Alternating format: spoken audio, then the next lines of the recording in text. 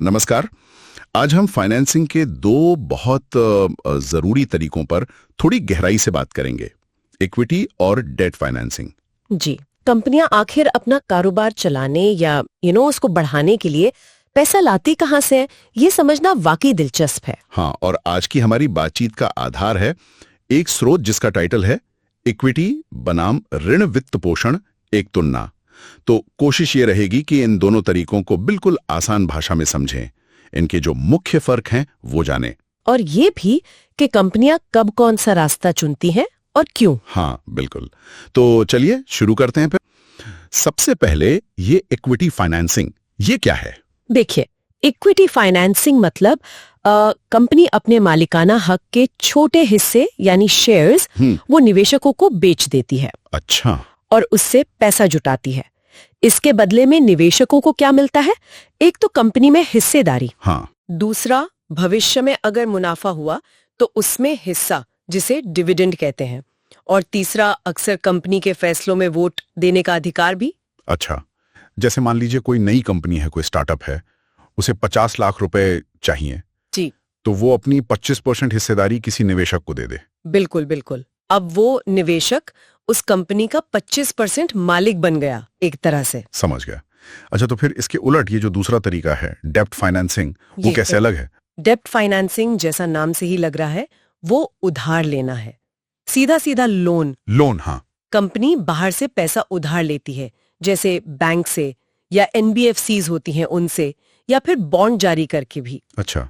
सबसे बड़ा फर्क ये है कि कंपनी को ये पैसा ब्याज के साथ वापस करना होता है एक तय समय में, लेकिन उधार देने वाले को कंपनी में कोई मालिकाना हक नहीं मिलता। तो जैसे कोई जानी मानी कंपनी है, वो बैंक से 5 साल के लिए लोन ले मान लीजिए 10% ब्याज पर 50 लाख का। हाँ, तो बैंक को बस अपना ब्याज और जो मूल पैसा है वही वापस चाहिए। कंपनी कैसे चल रही है उसमें उसका कोई रोल नहीं। बिल्कुल सही कहा।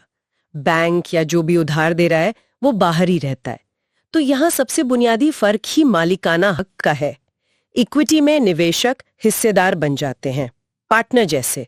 डेब्ट में उधार देने वाले बाहर ही रहते हैं, लेनदार। हाँ, ये बिल्कुल साफ है, और शायद यहीं से वो रिटर्न वाली बात भी जुड़ती है, किसको क्या मिलता है। हाँ बिल्कुल।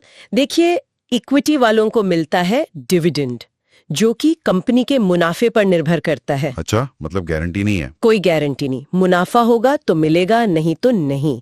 लेकिन जो डेब्ट वाले हैं, जिन्होंने उधार दिया है, उनको अपना तय ब्याज मिलेगा ही मिलेगा, चाहे कंपनी फायदे में हो या नुकसान में। जी हाँ, चाहे कंपनी को कितना भी नुकसान क्यों ना हो, वो जो तय ब्याज है, मान लीजिए 10%, वो तो उसे देना ही पड़ेगा। लेकिन एक मिनट, अगर इक्विटी में पैसा लौटाना ही नहीं पड़ता तो फिर कोई कंपनी कर्ज लेगी ही क्यों? ये तो हमेशा बेहतर लगना चाहिए ना। सवाल बहुत अच्छा है और इसका जवाब थोड़ा मिला जुला है। देखिए, ये सच है कि इक्विटी में जो पैसा आया वो वापस करने की कानूनी मजबूरी नहीं होती। हाँ। तो इससे कंपनी के रोज के कैश फ्लो पर, मतलब नकदी के आने जाने पर उतना दबाव नहीं पड़ता। लेकिन डेट में यानी कर्ज में आपको मूलधन और ब्याज दोनों तय टाइम पर चुकाना ही है। हाँ, किश्तें देनी पड़ती हैं। बिल्कुल, चाहे वो मासिक किश्तें हो या लोन के आखिर में एक मुश्त पैसा। तो ये पैसा कंपनी से बाहर जाता है, और अगर कंपनी की कमाई ठीक नहीं चल रही तब तो ये बड़ा बोझ बन सकता है। हाँ, ये बात तो है। तो फिर अगर लागत की बात करें, मतलब कंपनी की जेब पर कौन सा तरीका ज्यादा भारी पड़ता है? ये थोड़ा नजरिया देखने वाला है। पहली नजर में कर्ज सस्ता लग सकता है, खासकर अगर ब्याज की दरें कम चल रही हों। अच्छा। हाँ, और एक बहुत बड़ा फायदा ये है कि कंपनी जो ब्याज चुकाती है ना, उस पर उसे टैक्स में छूट मिल जाती है, टैक्स कम हो जाता है। ओके। लेकिन जैसा हमने कहा, ये कैश फ्लो पर रेगुलर बोझ डालता है। हर महीने या हर तय समय पर पैसा देना है। और इक्विटी में तुरंत ऐसा कोई बोझ नहीं है, पैसा आ गया बस। लेकिन लंबे समय में ये ज्यादा महंगा पड़ सकता है। कैसे? क्योंकि मुनाफे का एक हिस्सा हमेशा के लिए बट गया। वो आपको शेयर धारकों को देना ही पड़ेगा जब भी मुनाफा होगा। और सिर्फ मुनाफा ही नहीं, कंपनी पर आपका कंट्रोल भी तो कम होता है। हाँ, ये कंट्रोल वाली बात क्या है? मतलब कैसे कम होता है? देखिए, इक्विटी शेयर धारकों को वोटिंग राइट्स मिलते हैं। वोटिंग राइट्स, हाँ। तो जिनके पास ज्यादा हिस्सेदारी है वो कंपनी के बड़े फैसलों को प्रभावित कर सकते हैं। मैनेजमेंट बदलना हो, कोई बड़ी डील करनी हो, उनका दखल रहता है। अच्छा। जबकि कर्ज देने वालों का उनका कंपनी चलाने में तब तक कोई लेना देना नहीं होता जब तक कंपनी पैसा चुकाने में डिफॉल्ट ना कर दे। अगर डिफॉल्ट किया तब वो आ सकते हैं। समझ गया। तो फिर रिस्क किसका ज्यादा है? और ये टैक्स वाले फायदे को थोड़ा और समझाएंगे। हाँ जरूर।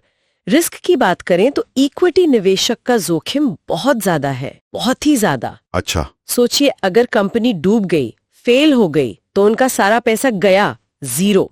और वैसे भी कोई फिक्स्ड रिटर्न की गारंटी तो है ही नहीं। हाँ, ये तो है। और कंपनी जो डिविडेंड देती है उस पर कंपनी को कोई टैक्स छूट नहीं मिलती। ओके। और डेट वालों का? उनका रिस्क काफी कम है, उन्हें अपना तय ब्याज मिलता रहता है, और अगर कंपनी बंद भी होती है तो उनका पैसा वापस पाने का कानूनी हक पहले होता है शेयर धारकों से भी पहले। अच्छा। और कंपनी के लिए टैक्स का फायदा बहुत बड़ा है डेट में। जो भी ब्याज चुकाया वो खर्चा माना जाता है, तो जिस मुनाफे पर टैक्स लगना है वो कम हो जाता है, मतलब टैक्स की बचत। तो ये सब सुनकर लग रहा है कि फैसला लेना इतना सीधा नहीं है। कंपनी आखिर चुनती कैसे है, क्या सोचकर? ये बिल्कुल कंपनी की अपनी सिचुएशन पे डिपेंड करता है। उसकी जरूरतें क्या हैं, उसकी हालत कैसी है, आगे का क्या प्लान है। मतलब कोई एक नियम नहीं है? नहीं, कोई फिक्स नियम नहीं है, पर आम तौर पर देखा गया है, जैसा स्रोत भी बताते हैं, कि जो नई कंपनियां हैं, स्टार्टअप्स हैं, या जिनका बिजनेस मॉडल थोड़ा रिस्की है, हाँ, वो अक्सर इक्विटी फाइनेंसिंग चुनती हैं। क्यों? क्योंकि उनके पास शुरू में इतनी रेगुलर कमाई नहीं होती कि वो लोन की किश्तें आराम से दे सकें। सही बात है। जबकि जो कंपनियां पुरानी हैं, जम चुकी हैं, जिनकी कमाई ठीक ठाक और स्थिर है, हाँ, स्टेबल इनकम वाली। हाँ, स्टेबल इनकम वाली, वो अक्सर कर्ज लेना पसंद करती हैं। एक तो टैक्स बचता है, दूसरा कंपनी का पूरा कंट्रोल भी मालिकों के पास ही रहता है। कोई उदाहरण सोच सकते हैं हम? मान लीजिए कंपनी है। हाँ बिल्कुल। मान लीजिए एक कंपनी को अपना बिजनेस बढ़ाना है, उसे 1 करोड़ रुपए चाहिए। ठीक है। अब उसके पास 2 रास्ते हैं। पहला, इक्विटी, वो अपनी 20% हिस्सेदारी किसी निवेशक को बेच दे। फायदा, पैसा वापस नहीं करना, कैश फ्लो पर प्रेशर नहीं।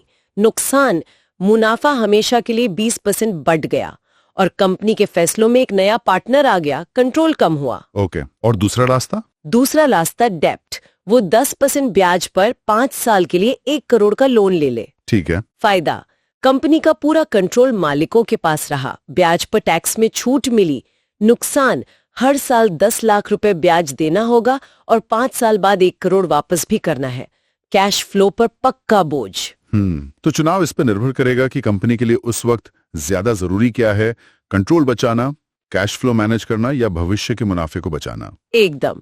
रिस्क लेने की कितनी क्षमता है, आगे की योजनाएं क्या है, ये सब देखना पड़ता है। तो कुल मिलाकर हमने समझा कि इक्विटी फाइनेंसिंग मतलब हिस्सेदारी बेचकर पैसा जुटाना, और डेट फाइनेंसिंग मतलब उधार लेकर पैसा जुटाना।